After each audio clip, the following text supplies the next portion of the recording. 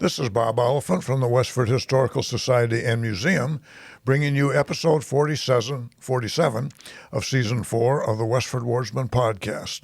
The Westford Wardsman newspaper was part of Turner's Public Spirit, a weekly newspaper in Ayer a century ago.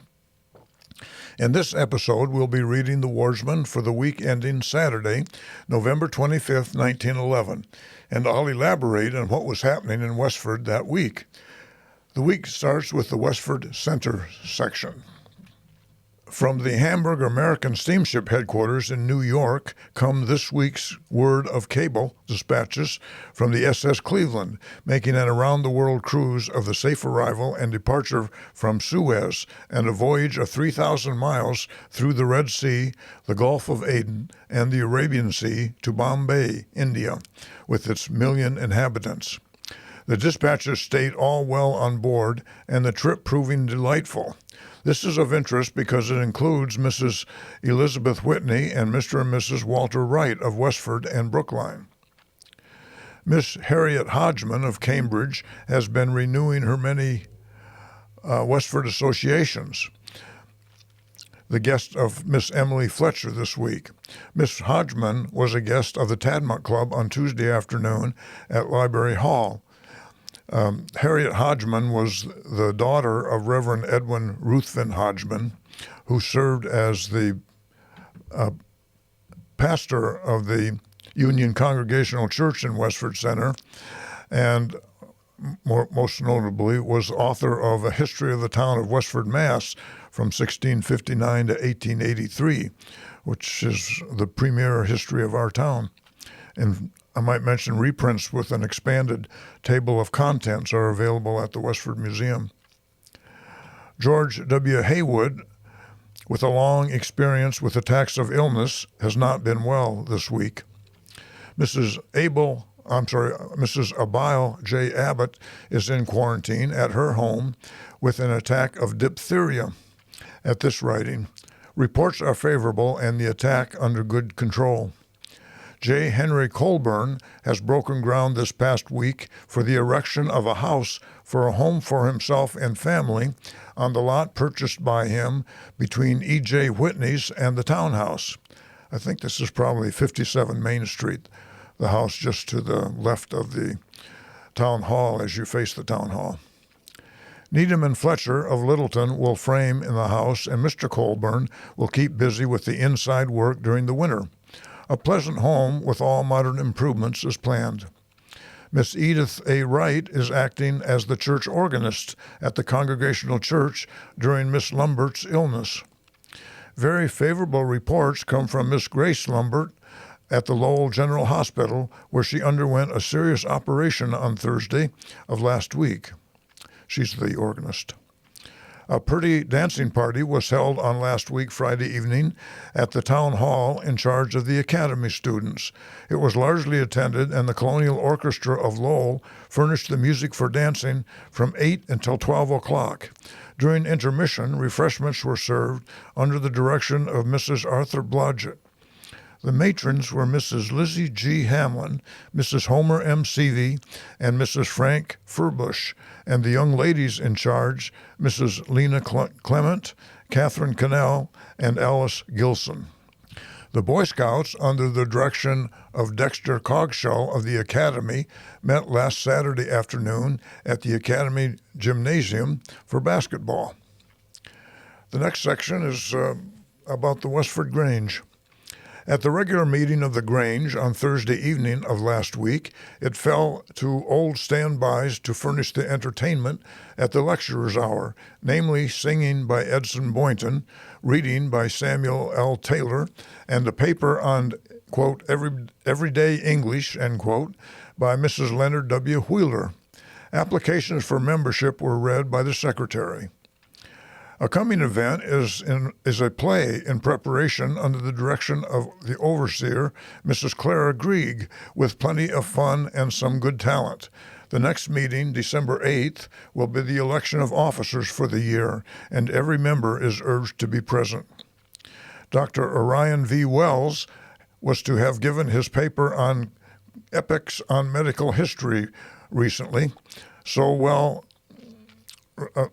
recently so well received at the Tadmont Club at this meeting, but was detained from doing so at the last minute, but may present it at some future meeting. Next, we have the article on the Tadmont Club. At the meeting of the Tadmont Club on Tuesday afternoon, Miss Ella F. Hildreth, Vice President, had charge of the afternoon's program. The subject was the second in the season's special topic for study and was South American cities. Miss Hildreth had chosen Montevideo in Uruguay and gave an interesting sketch of this progressive South American city, also one of La Plaza in Bolivia, and a brief one of Tripoli. I think she's talking about Tripoli that's in Libya, not South America, but I'm not sure. I couldn't find a large city named Tripoli in South America. Miss Hildreth illustrated her talk with some good views. Lantern slides, probably. Under the charge of the Committee on Preliminary Exercises, Mrs. Charles L. Hildreth read a Thanksgiving article by John D. Long, on which Mr. Long gave one of his masterly word pictures of the old Thanksgiving and the new. This was followed with the closest attention. John D. Long was a former Westford Academy principal, I think like in the 1850s or so, a former governor of Massachusetts, and a former Secretary of the Navy. He loved Westford, and Westford loved him, so he made frequent visits here. A pleasant letter from the Littleton Women's Club was read by the secretary, inviting the members as a club to their neighborhood meeting on Monday, November 27th. This cordial hospitality was accepted, and the secretary instructed to convey their acceptance and appreciation of the Littleton Club. The names of Mrs. J. Willard Fletcher, Miss Gladys Fletcher, and Mrs. Pearlie E. Wright were accepted into membership at this meeting. The next meeting, December 5th, will be one of the club's pleasant divergences from the regular topic and will be Sam Walter Foss, poet, philosopher, and preacher, in charge of Reverend David Wallace.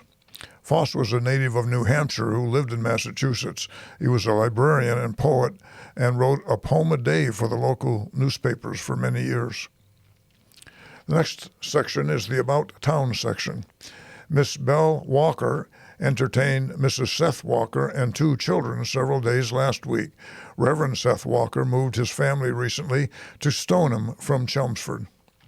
About 25 neighbors and friends surprised themselves last Saturday evening by husking about 40 bushels of corn and surprising the sergeants at their farm, the Edwin Haywood place. Red ears were everywhere, quite active, and Houghton Osgood was one of the many recipients of what red ears promise, that is, a kiss. Refreshments and games kept the gathering in an unfaltering attitude. Mr. and Mrs. Thomas E. Taylor have been visiting at the old homestead on Lowell Road, corner of Stony Brook. That's Samuel Taylor's house. He has been working for the Boston and Maine Railroad for about 30 years and resides at Woodsville, New Hampshire. Thomas Exley Taylor was a half-brother of Samuel L. Taylor, the popular Westford Wardsman columnist who wrote this About Town section of the Westford Wardsman. The next meeting of the Middlesex North Pomona Grange will be held at Chelmsford Center on Friday, December 1st, at which meeting the annual election of officers will occur. The old West Chelmsford Debating Society, so long dormant, is likely to feel the stir of young blood through the efforts of Harold Fletcher, the eldest son of Councillor Herbert E. Fletcher, and the society will thus be charged with the enthusiasm and courage of youth to get back to the position of affirmative and negative again. CRP Decatur, who has been ill, is again more like Vill, V-I-L-L, and he puts that in quotes. I don't know what that means. It must be one of Sam Taylor's inside jokes. Next, we have the Forge Village section. Miss Emily Collins celebrated her birthday anniversary at her home on Saturday evening. A most delicious supper was served, after which music and games were enjoyed. On Sunday evening at St. Andrew's Mission, Reverend A.L. Bumpus will conduct services at 7:30 o'clock. The many friends of George Kugel will be pained to hear of his serious illness at the home of relatives in Bridgeport, Connecticut, where she and her husband had gone for a vacation. Daniel Bennett of Worcester recently visited his brother, Joseph Bennett of Pleasant Street. Mrs. David Lord attended the 10th wedding anniversary of Mr. and Mrs. Cope of Lowell. Mr. and Mrs. John E. Burnett spent Thursday evening at the home of Mr. and Mrs. Lester McClenna of Graniteville. Tickets are out for the concert and dance to be held in Abbott Hall on Friday evening, December 8th, under the auspices of Loyal Self-Help Lodge of Oddfellows. A fine program has been arranged, and a good orchestra has been obtained for dancing. That's the news in Westford for the week ending November 25th, 1911. Thank you for listening, and thanks to Ryan Cousins of Westford CAT for providing technical support. You can find transcriptions and podcasts from the Wardsman at our website at museum.westford.org or visit the Historical Society's Facebook page for more Westford news from days gone by. This is Bob Oliphant, and I hope you will join us for next week's Westford Wardsman podcast. Thank you.